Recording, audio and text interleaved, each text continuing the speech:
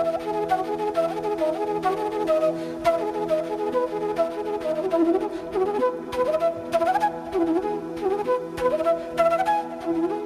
afternoon. Welcome to EduSet Network. Friend, as you know, we are having a discussion on the role of education in the child development. Yesterday we saw how a child-oriented education will benefit the child growth. And today we are going to discuss another very important topic. As you know, the school is the major source of education and have impact on the students. So how an effective schooling and effective schools could be a source of better, you can say, better personality development in the child. We would like to discuss all these nuances and the facet of the education. And for discussion on this very topic, we have in the studio Mr. H.R. Sharma. He is a principal of CRP of schools Delhi and his long experience of education. So I hope his knowledge and experience will help us to understand this topic in a new perspective. So now we have I welcome Mr. Sharma for EduSet lecture. Welcome, Mr. Thank you. Thank you so much. I think the most important creation of God is a human being. Since human beings are the most wonderful creations of God, they must prove that they are really miraculous creations of God. It is rightly said, the child is the father of man. William Wordsworth has very truly said. Now, why? First, I would like to begin this communication with this saying, and I feel it is very, very important saying. Child is the father of man. When a child is born, the child has angel-like qualities. The child is innocent, pure, free from any corrupting influences.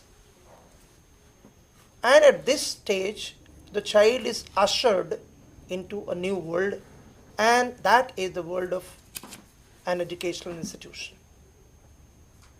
When the child comes to the school, the child is full of zeal, creativity, great potential, and if that great potential is fruitfully channelized in a very productive way, there can be tremendous results. Now the question arises, who can play a very pivotal and crucial role in this domain? I would like to echo the words of Dr. Zakir Hussain, who at some point of time said that it is the quality of education that is going to guarantee the quality of nation. If we want to have good quality of education, we need to have good quality educational institutions. In other words, we must have very, very effective schools.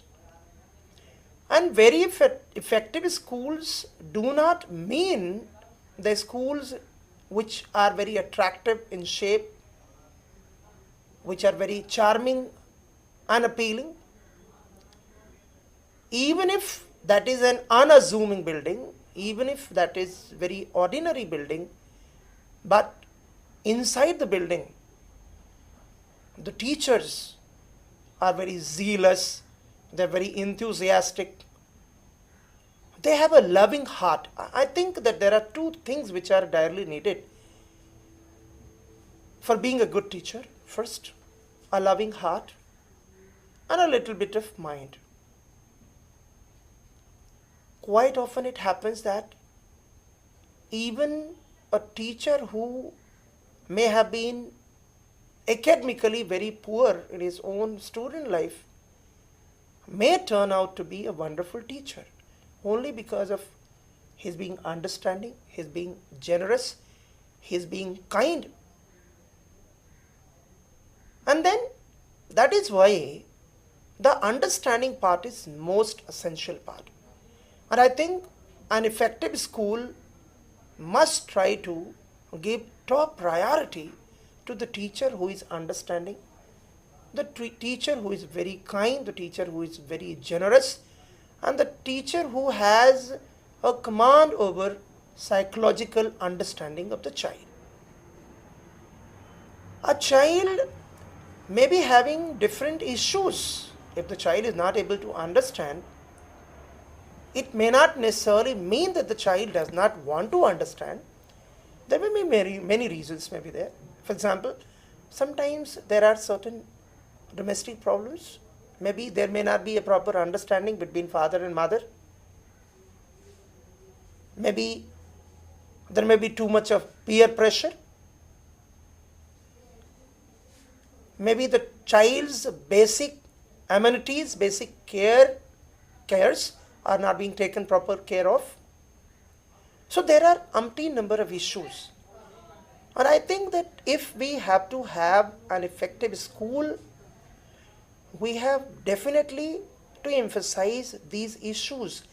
Let there not only be the main emphasis on the building, on the infrastructure, but the most essential infrastructure, which I think is the teacher, to help every child in his or her academic potential, no matter from what point the child starts.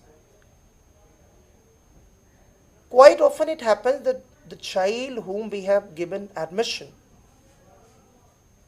may not be having any potential at all at the beginning, which may not be visible to the teacher. Otherwise, I do not think that there is any child who has not been endowed with God, endowed by God, in fact, with a special ability. What an effective school should do is to detect that ability and polish that ability to perfection. And that can be polished to perfection provided we are able to understand the child from inside out. By understanding the child from inside out, I mean to know what are the basic needs of the child. In what scenario is the child living? In what environment is the child living? How much are the parents concerned about the education of the child? In what kind of environment is the child living? So if we look into all these aspects, we definitely find the child is quite excited. The child is quite enthusiastic. In fact, children are so creative. If any limit is set, it's always set by the teachers. It is we teachers who define limits for the children because they have unlimited potential. For them, only sky is the limit. Now, the point is, students who are below the grade, it should be the genuine objective, the earnest endeavor of every educational institution to help a child below the level, below the grade to reach the grade. And the child who is up to the grade should be helped to go beyond the grade. It's quite natural that every child has his or her own congenital and inherent capabilities. A child may be very good in one domain, may not be very good in other area, other spheres of learning. Now, right from the beginning, if we are able to understand which is the domain of specialization of the child, a child may be cognitively very strong, very good in cognition and intelligence, may not be a very good sportsman.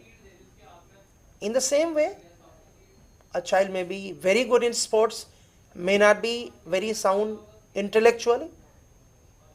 But one thing is certain, one thing is undeniably correct, that every child has immense potential. Now, this immense potential has to be unleashed by the combined efforts of all the teachers who teach that particular child. At times the teachers may have to sit together. They have to look into various aspects. They have to find out what are the barriers in communication, what are the kinds of problems which the child is facing. Maybe sometimes it may be a psychological problem, sometimes it may be physiological problem. But one thing is certain, that these learning barriers have to be overcome, they have to be done away with, and these have to be done away with the intervention, with the interference of the teachers. Teachers have to definitely take initiative.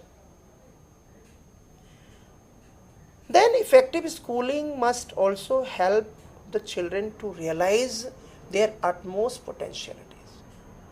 I feel, in fact, an effective school should definitely aim at producing, or rather polishing, the ability of the child to the fullest extent.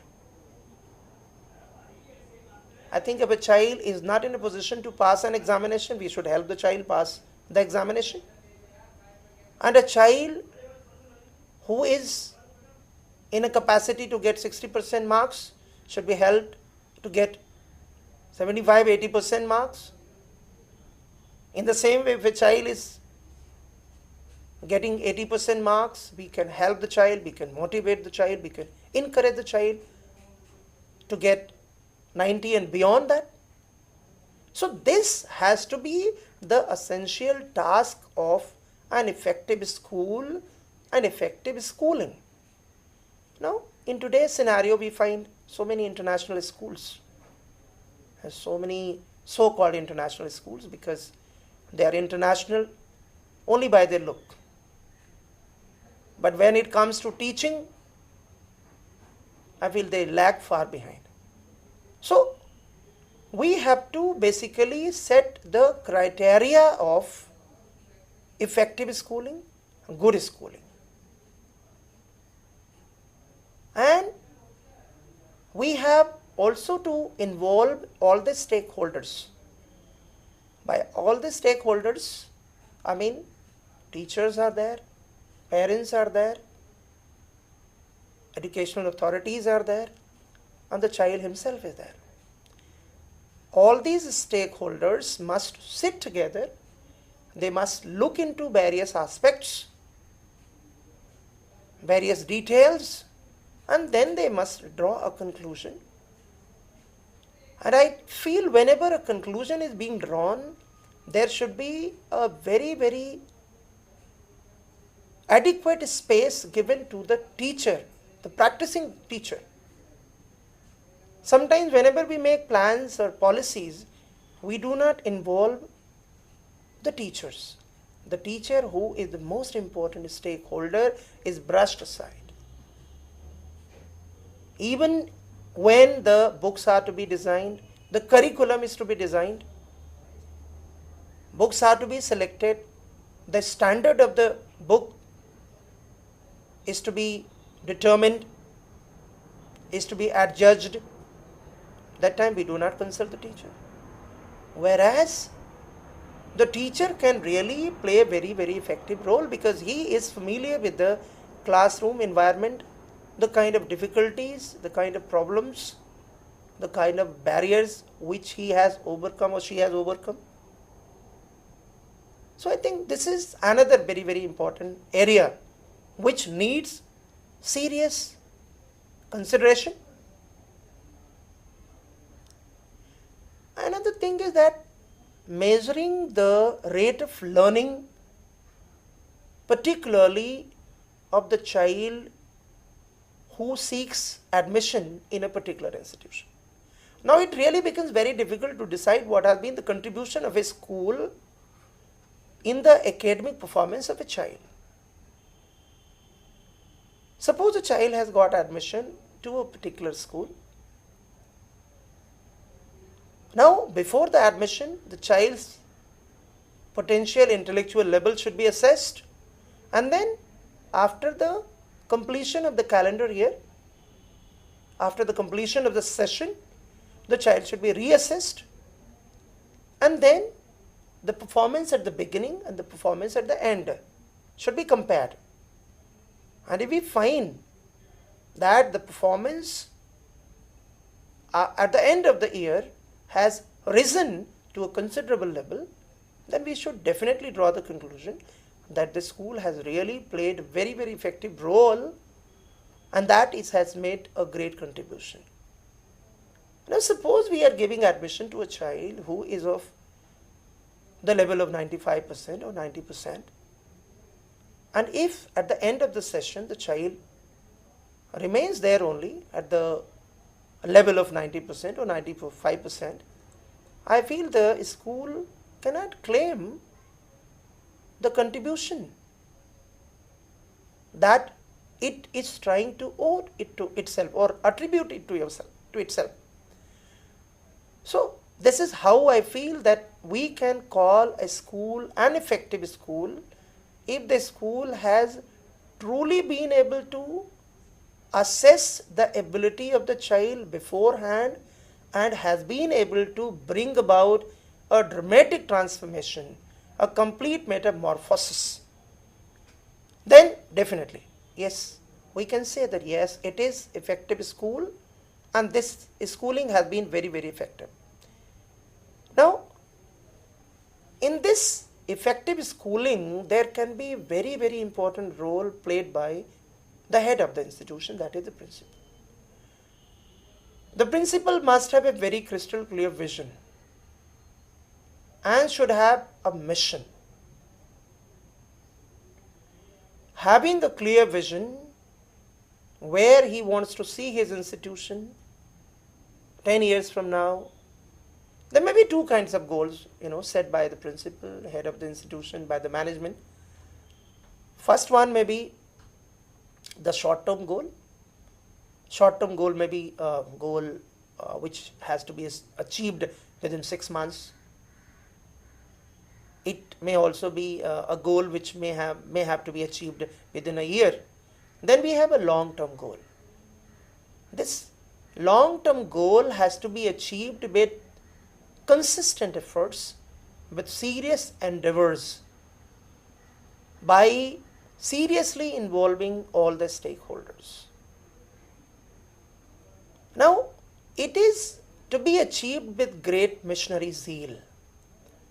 We have really to maintain the level of zeal and enthusiasm, the level of the zeal of the teachers, the zeal of the children, and this can be done by creating very congenial and conducive environment. I think congeniality of environment truly and essentially plays very, very effective role. Quite often it is found that because of conducive environment, a child who takes admission afresh within a short span of time is able to improve himself or herself dramatically. So that is the actual contribution made by the institution. Then about the students. About the students also, there should be clear vision about each and every student. We have to keep one thing in mind, that in a classroom we have 35-40 children, and every child is an individual, and we have to honor the individuality. We have to honor the uniqueness of every child. As I have said earlier, that if 40 children are there, they may have 40 different kind of dreams. A child may try to become a very good sports person. Some other child may try to become very good at music, dance, academics. So the interest of the children vary. And we should never ever demoralize the child, discourage the child by branding that particular domain which the child likes as a domain which is insignificant or unimportant. Sometimes it happens that if a child takes too much of keen interest in a sports particularly, there are certain teachers who are found making comments which are derogatory in nature, which are negative, and they really leave a scar on the heart of the child. So here another very very important point is that while speaking, while making any comment about the child, we must be doubly sure that not even by mistake a single word is uttered which is derogatory in nature and which can really leave a scar on the heart of the child. Because if by mistake a teacher has given a slap to the child, that can be borne by the child, that can be tolerated by the child, because its scar may be temporary, but the scar which is being left on the heart is indelible and unerasable. So we must honor the individuality, we must honor the uniqueness, we must set goals, we must decide the plan of action, we must plan the strategy to help a child reach a particular level. And at the same time, honoring the individuality of the child, giving due importance to that particular skill which the child has. Now, I always subscribe to this opinion that a teacher may not be necessarily experienced. What is more essential is the warmth of the teacher, the love of the teacher, the understanding of the teacher. Sometimes even a practicing teacher, a trainee teacher, the one who is doing B.Ed, may turn out to be a far better teacher than the one who has been teaching for the past 10 to 15 years. So, no doubt it is said that experience has its own significance, it has its own importance, but at the same time, we have also not to negate the fact that the warmth, the love and affection, the kindness for the children, sense of generosity, understanding are of the greatest significance. And I would like to admit one thing, that every one of us may have definitely been impacted by the concern of a particular teacher for us. We will definitely be able to recollect the contribution, the role played by a particular teacher in our life. And the kind of contribution that that particular teacher has made in our life is unforgettable. We can never forget. Now that one particular teacher who has left such an indelible impact on us that we are not able to forget that, rather we are ever ready to pay the greatest tribute to the teacher and say, "Dear teacher, whatever you have done for me, I will never be able to redeem that. I will never be able to pay that back." Now, this one particular teacher is the one that I am talking about. That we have to be that one particular teacher, the one who is kind and understanding, the one who does not draw a conclusion at the mere drop of a hat, the one who sometimes leaves his decision in reservation. So, that is another very, very important aspect of the personality of a teacher, and that I very strongly believe has to be honored and given a due importance. Then, another important task of a principal is to ensure that the children are safe. Now, in today's scenario, safety of the children is of utmost significance. Now, the century that we are living in, this 21st century, primarily needs a caring school. It needs a caring teacher. It needs a caring principal. So everybody in the school should be caring. And if there is a caring principal, there is a caring teacher, there is caring attendant,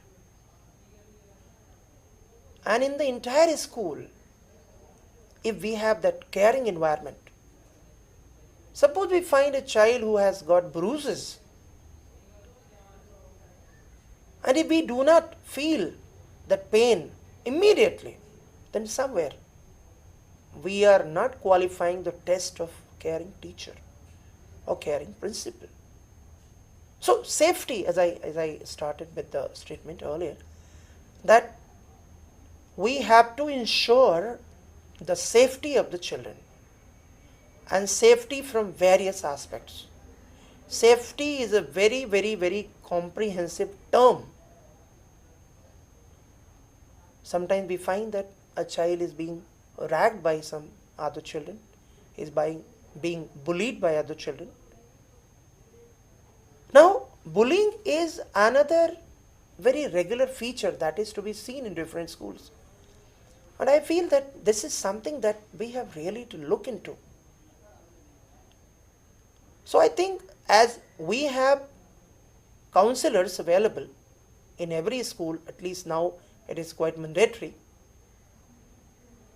Now, counselor's job is really very significant, and maybe in today's scenario, we may not be having sufficient number of counselors, but maybe in the next decade, we will direly be in need of 5 to 10 counselors in a school. In the same way as we have a huge number of teachers, similarly, counselors will be required. Now, counseling is required not only by the children, but also by the parents. And I think that if parents are rightly counseled, if they are educated through PTMs, which are normally held once in 2 months, maybe once in 3 months, but they are definitely conducted at least 4 or 5 times in a year. I, as a principal, am of this strong opinion that an educated parent is a very, very important resource for us. We must have to admit one thing, that now gone are the days, gone are the years when a principal used to play a very, very effective role all alone. Now in today's democratic setup, we really need the cooperation of one and all, and principal is just an individual. Principal has to be one among the rest of the staff members. He has to be a very, very good human being, first of all, kind, understanding, enterprising, emotionally sound, and the one who is able to strike a very, very judicious balance between the management and the staff members. It's quite essential. He has to play a very, very crucial role in ensuring that the staff members, the teaching members, teaching faculties, faculty members are trained adequately and regularly. Regular training of the teachers is again of pivotal significance. Quite often it is observed that when a teacher comes back after a workshop or any conference or seminar, the teacher is a re-energized being. The teacher's energy is replenished. The teacher definitely becomes a better communicator. Coming to communication, it's another very, very important area. While selecting teachers, we have definitely to keep one thing in mind, that 50% of the job of teaching is ensured through the communicative skills, through the linguistic ability.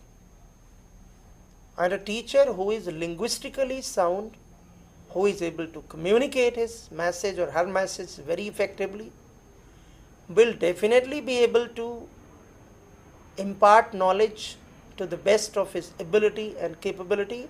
At the same time, he'll be able to maintain a very good command and control. Coming to command and control, in today's scenario, it is found that when a class is going on, at times the teacher is not able to maintain the requisite command and control. It's found that 2-3 children are busy conversing with one another, or the child is in a very deplorable and pathetic state. The child doesn't have a solution to this problem. I think this kind of situation arises only because the concerned teacher has not done the warm-up exercise. Because children are basically human beings, they are not robots, they are not machines. Since they are human beings, they have to be brought to the classroom. We mature beings, sometimes it happens that even our attention gets distracted because there are several things which may divert the attention of the child. So we must really spend 2-3 minutes on creating the ideal environment in the classroom, conducive and congenial ambience. We should bring the child or children back to the classroom, whichever world they are in. Maybe a child may be having some domestic issue. Maybe the child may have been scolded the previous day. Maybe the child may not have got morning breakfast. Maybe the child's parent may not be feeling well. So, can the child alienate itself from all these issues? No, it's not possible. Even we mature people, when we have certain issues, domestic issues or personal problems, even we are not able to give our 100%. Even we are not quite effective. So how can we expect the children to be very, very effective the moment they enter the classroom? So I think this problem can be very successfully, very smartly sorted out by the teacher concerned, and the teacher should definitely keep it in mind that every child is a gem. Every child is a piece of diamond. I would definitely appreciate the methodology of different countries in general, foreign countries in general, and USA in particular, where every child is given a great honor. Every child is treated to be future doctor, scientist, engineer, advocate, philosopher, thinker, or any other professional. Normally what happens when we enter a classroom, when a teacher enters the classroom with this feeling that he is going to teach a bunch of fools, he is definitely one among them. And if he thinks that he is going to teach a bunch of average children, then he is an average teacher. But the one who thinks that he or she is going to teach a bunch of wonderful human beings, brilliant children. The teacher is a wonderful creature and a brilliant person. This is what has to be kept in mind. That every word, Gandhiji has rightly said that we must be very, very particular about our P's and Q's in the classroom. Never ever, by mistake also, a negative word, a derogatory word should be uttered by us, because children are very, very good observers. They are wonderful listeners, and they are going to observe each and every activity of the teacher, which even the teacher may not be very clear about. That is why, because they are the best judges. It is the children who put a teacher to the highest pedestal of honor and reverence. And it's the teacher, it's the children who bring the teacher down to abysmal level. So that is why children's uniqueness, children's individuality should definitely be acknowledged. It should be accepted. Now, then achieving the basics. As I was talking about the textbooks, we have really to look into this serious aspect. Sometimes a 4th class book may be beyond the capability of an 8th class child. What exactly are we doing? What are our requirements? What do we want? And if we think that by prescribing a book of a very high standard, we are going to raise the standard of the children, then it is erroneous view.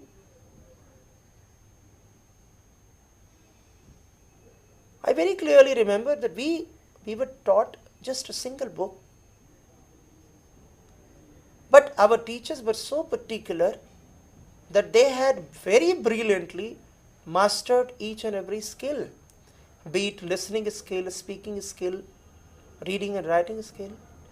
These 4 skills had been mastered by the teacher in such a way that till date we remember their contribution, the great difference that they have made in our life. Now, level of principles awareness. I think an effective school should also ensure that the principal or the head of the institution is an exemplary teacher himself.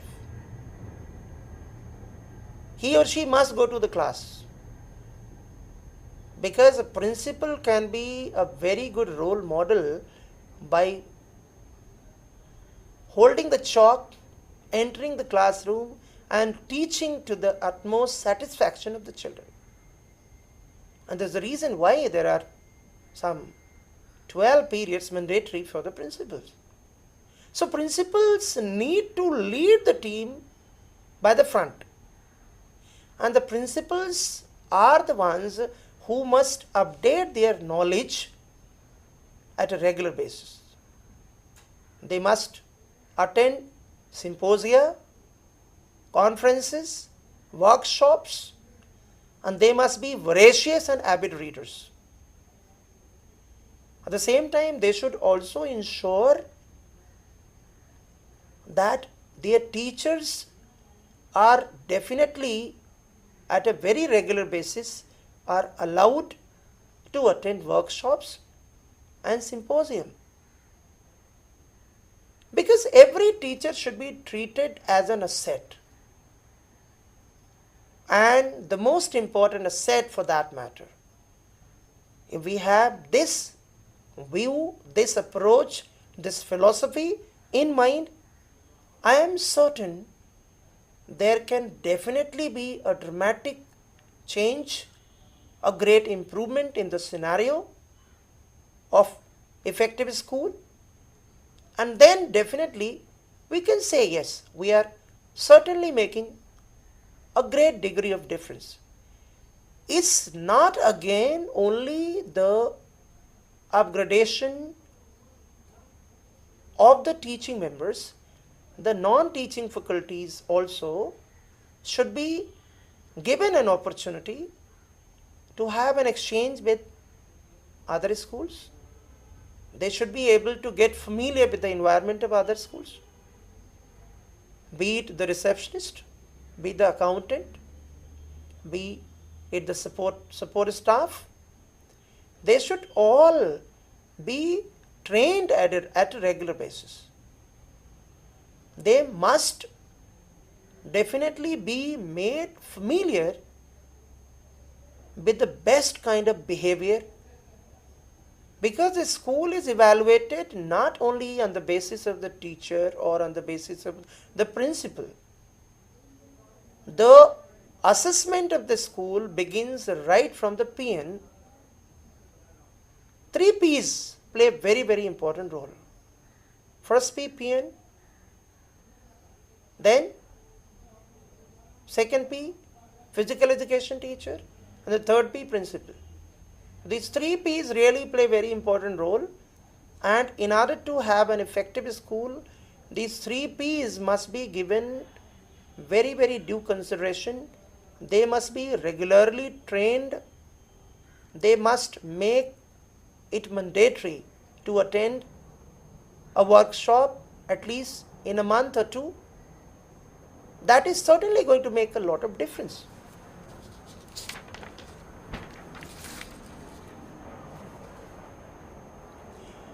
And teachers to be trained specifically with the methods of improving the performance of the children.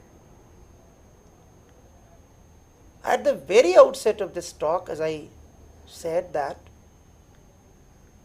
children's potentiality is immense, and teachers should be made familiar with different methodologies. Lot of innovations are required. A very successful teacher is the one who is very, very innovative, who does lot of innovations in the classroom, who involves lot of activities, and who does not let even a single child feel hassled or feel stifled in the choking environment of the classroom. It should be very, very relaxed environment. Let every child feel very free. Let every child be at home. Let every child feel at home, feel relaxed in the classroom. Because it is said that when the children feel relaxed, in the true sense of the term, there occurs the best learning. So the teachers have to be made familiar with new methods. And then the school management should also allocate adequate stipend or budget for in-service training program, for post-service, post-appointment training program. And then these programs may be held on Saturdays or maybe during summer vacation when the teachers are comparatively free. Another important aspect, that is, a very, very effective school is the one which has a judicious blend of autonomy and directiveness. There should be adequate autonomy given to the teachers. The teacher who is under a lot of stress and strain, a teacher who does not feel happy, does not feel free, does not feel relaxed. If the teacher is under a lot of strain, This strain may be a variegated sort. It may be of any nature. Sometimes the philosophy which quite often some educational institutions have, that the more they put stress on the teacher, the more the teacher will perform, is not a very appreciative approach. I am of this opinion that when the teacher feels honored, respected, when the teacher's self-respect, self-esteem is enhanced, when the teacher is considered to be an inalienable part of the institution, inseparable part of the institution, an indispensable entity, the teacher's performance is the best. And the teacher is ready to give his 100%. A teacher does not teach because of simple paper that is check. It's not the salary which is the most important motivating factor. Salary definitely matters, it does. But then, at the same time, we have also to ensure the honor and respect extended to the teacher. And then you see the dramatic performance. Now, too much of work is being done in HRD, that's human resource development. And we really find that multinational companies are there which are very particular about ensuring that every employee, every member is given due respect, his requirements are taken care of, his needs are taken care of, and that's the reason why they are doing extremely well. They are performing so brilliantly, so stupendously, that is beyond anybody's words.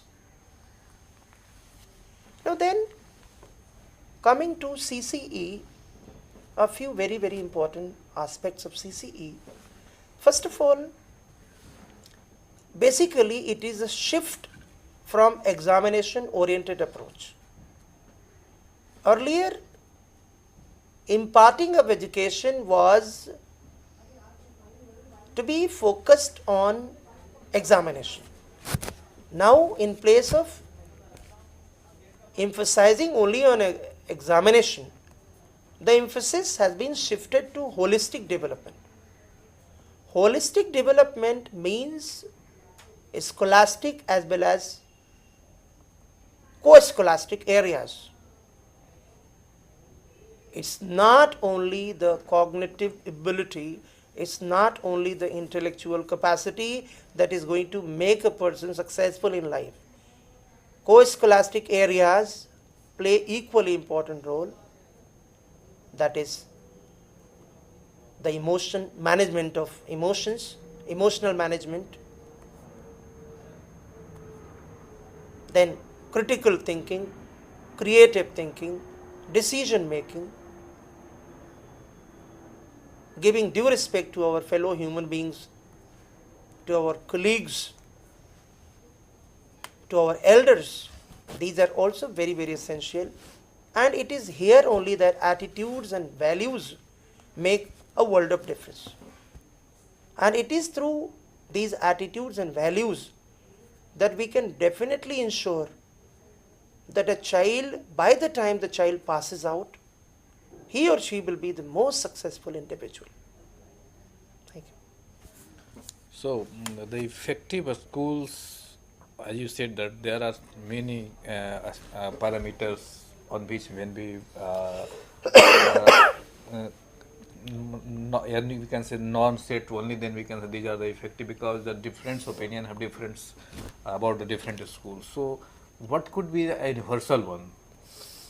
Can we reach to some kind of consensus? Yeah, it's like Certainly, definitely. First of all, there are certain common components And common components are that every educational institution should be caring institution. It should have effective teachers.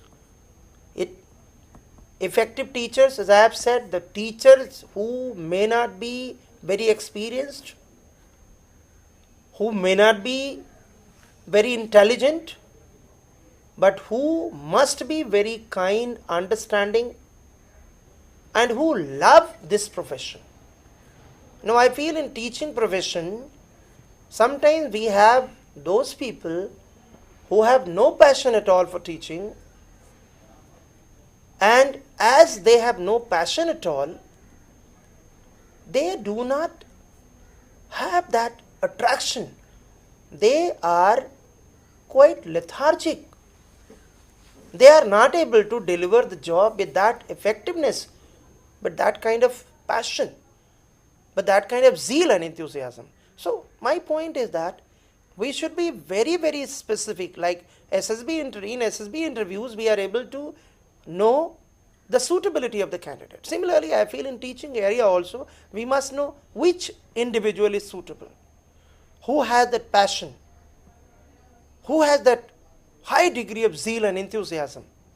And I think if these aspects are looked into, we can definitely have a very, very effective school, and these are the common components.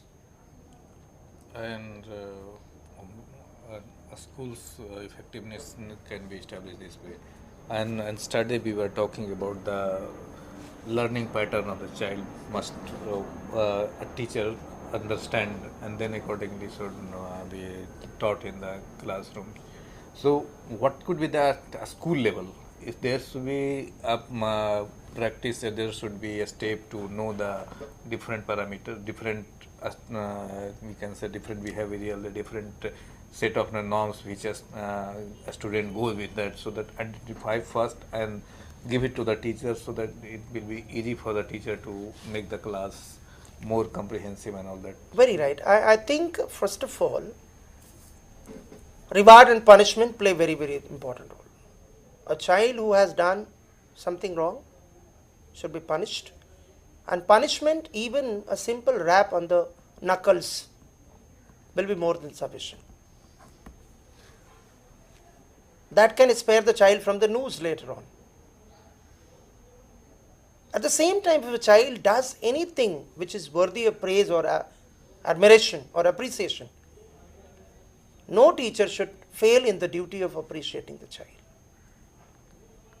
Another thing, we should be very, very quick and very forthcoming in encouraging the child. Children really need a lot of encouragement, a lot of motivation. Sometimes a single word is spoken by us brings about such a great transformation in the child, that the child is able to reach those areas also which were beyond the imagination of the child. Such is the magical impact of motivation and encouragement. So what so far the methods used by the school to explore the potential of a student, to provide them a forum, provide them platform where they can nourish their ideas? Now I think now in today's scenario, there are a number of activities which are conducted at a school level. Children are allowed to participate in different activities. They are sent to different schools. Inter-school competitions are there. Inter-house competitions are there. Sometimes even at zonal level, district level, these are the kinds of competitions. I think every child should be given a platform. Giving platform to every child is of utmost significance. Suppose there are 2,000 children, in one or the other way, every child should be brought onto the stage. Because sometimes a child has a very, very keen desire to come onto the stage, but because of one or the other reason, the child is not able to get this opportunity. As a result, this becomes a stumbling block for the child throughout his or her life. So the point is to be given a stepping stone, not a stumbling block. Yes, certainly a stepping stone. A word, single word I am telling, a single word of appreciation can work as a miracle for the child. In the same way, a single negative word can really leave such a scar on the heart of the child which is indelibly printed and which can really damage the personality of the child like anything. So this is what I think, that teachers should never ever by mistake also use any comment which is derogatory in nature or which is negative in nature. Okay. So, well, friends, with these words, we would like to conclude the lecture.